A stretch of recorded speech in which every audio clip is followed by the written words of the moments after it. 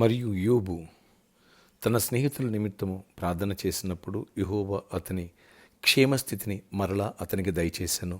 మరియు యోబునకు పూర్వము కలిగిన దానికంటే రెండంతలు అధికముగా యెహోవా అతనికి దయచేశాను. యోబు గ్రంథం 42వ అధ్యాయం 10వ వచనం. Praise Jesus. ఈరోజు ఆగస్ట్ 1 ఫ్రైడే. Good morning. పరలోకనిజ సంఘ బిడ్డలందరికీ, ఆత్మీయులందరికీ, దైవజనులకు, ఇతర రాష్ట్ర దేశాలు మన ప్రియులందరికీ కృప సమృద్ధి కలుగును గాక. గడిచిన మాసమంతా కృపలో దేవుడు కాచి కాపాడు. ఈరోజు మరొక నూతన మాసం ప్రవేశపెట్టారు. ఈ మాసమంతట్లో దేవుని సన్నిధి, కృపా కాపుదల, దీవెన మనందరిపై సమృద్ధిగా మెండుగా ఉండునుగాక. ఆమేన్. ఫ్రెండ్స్, ఇక్కడ చూడండి, యోబు యథార్థతను కలిగి ఉన్నాడు. యోబు గ్రంథం 27వ అధ్యాయము 5-6 వచనాలు అంటాడు, మరణం ఒగు వరకు నేను ఎంత మాత్రమును యథార్థతను విడువను, నా నీతిని విడువక గట్టిగా పట్టుకొందును, నా ప్రవర్తన అంతటి విషయంలో నా హృదయం నన్ను నిందింపదు. చూడండి, యోబు ఏ రీతిగా నీతిని యథార్థతను పట్టుకుని దేవునికి ఇష్టంగా జీవించాలని ఒక బలమైన తీర్మానం తీసుకున్నాడు. ఆ మేరకే అడుగులు వేశాడు. యథార్థవంతులకు ఏ మేలు చేయక మానన్నాడు. పాపానికి లొంగలేదు, లోకం వైపు తిరగలేదు. శ్రమ, బాధ, ఇరుకు, ఇబ్బంది, అవమానాలు, నిందలు వచ్చినప్పుడు దేవుని విడిచిపెట్టి దూరం కాలేదు. గట్టిగా పట్టుకున్నాడు దేవుడిని, యథార్థతను, నీతిని గట్టిగా పట్టుకున్నాడు. అంతే, దేవుడు రెండింతలుగా దేవుడు యోబుకి మేలు చేశాడు. అద్భుత రీతిలో అతని క్షేమస్థితి మరలా వచ్చింది. యథార్థంగా పరిశుద్ధంగా జీవించిన వాళ్ళు ఎట్టి పరిస్థితులు ఆశీర్వదపడాల్సిందే. ఫ్రెండ్స్, వచ్చే ఆదివారం పురప్రాత్రి భోజనం, హోలీ కమ్యూనియన్, యథార్థతను, నీతిని కలిగి జీవిస్తున్నావా? నా హృదయం నా మీద నేరస్థాపన చేయదనేది మంచి మనసాక్షి కలిగి యోబు జీవించాడు. అందుకని దేవుడు బహుగా ఆశీర్వదించాడు. నీతిమంతులు భూమిని సంతరించుకుంటాడని రాయబడింది. నీతిమంతులు ఏ సమస్యకు భయపడరు, శత్రువుకు భయపడరు. నీతి మరణము నుంచి తప్పించడం. నీతి వల్ల నిత్యము నిమ్మనము, సమాధానము, నిబ్బరము కలుగు అన్నాడు దేవుడు. నీతిగా యథార్థంగా పరిశుభ్రంగా జీవిస్తున్నావు. ఒకవేళ పడిపోయావా, తిరిగి లేవనెత్తబట్టడానికి దేవుని ఆత్మకు చోటు, దేవుడిని లేవనెత్తాడు, భ్రష్టత్వాన్ని జుడిపిస్తాడు. కనుక మనం సరిదిద్దుకుని సరి చేసుకుని ప్రభురాత్రి భోజన పాల్గొని పొందాం, దైవ దీవెనను పొందాం.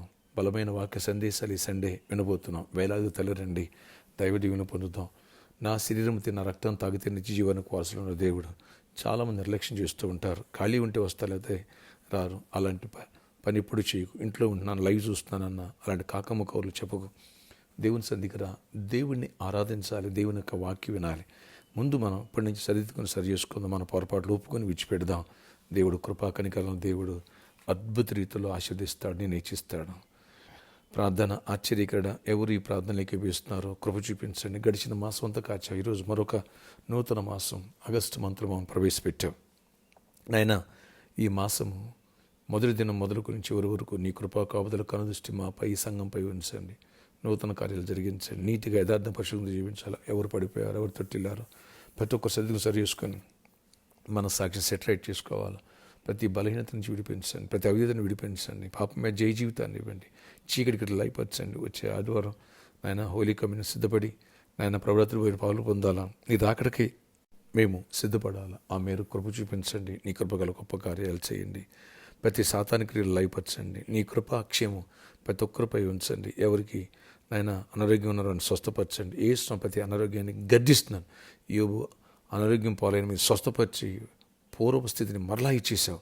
అలా ఆరోగ్యాన్ని ఇవ్వండి. హాస్పిటలైజ్ అయిన వాళ్ళు కానీ, మడకన వ్యాధులతో బాధపడిన స్వస్థపరచండి. యాక్సిడెంట్ అయిన స్వస్థపరచండి. ఇన్ఫెక్షన్ అయిన స్వస్థపరిచి విడుదల ఇవ్వండి. మంచి జాబ్స్ ఇవ్వండి, మంచి హైక్స్ ఇవ్వండి, మంచి బిజినెస్లు ఇవ్వండి, ఫైనాన్షియల్ బ్లెస్ చేయండి. కుటుంబాల్లో సమాధానం, నెమ్మదిని ఇవ్వండి. ఆయన ఎవరి కుటుంబాల్లో నెమ్మది లేదు, నెమ్మదినివ్వండి. చీకటిని గద్దిస్తూ మీరు గద్దించండి. త్రాగుడు వ్యసనాన్ని విడిపించండి.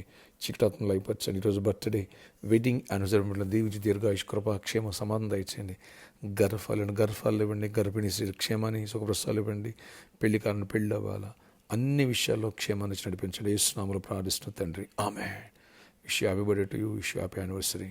ఫ్రెండ్స్, రేపటి దాని ముందు సాటర్డే స్పాన్సర్ మీట్ ఉంది. సాయంత్రం 4 గంటల నుంచి 8 గంటల వరకు. మొదటి వారం రండి. చీకటి ముందు లోకాన్ని సువార్త నింపుదాం. దేవుని పరిచయం సహకరిద్దాం. దేవుడు మనం దీవిస్తాడు. అనేకులు వచ్చి నన్ను కలిసి ప్రేయర్ చేయించుకుంటున్నారు. అద్భుతాలు, స్వస్థతలు, మిరాకిల్స్ చూస్తున్నారు. మీరు వచ్చి ఎందుకు ఈ మేలు పొందకూడదు? ఒకవేళ ఫంక్షన్ హాల్ రెంట్ కోసం పే చేయాలనుకుంటున్నారా? రండి.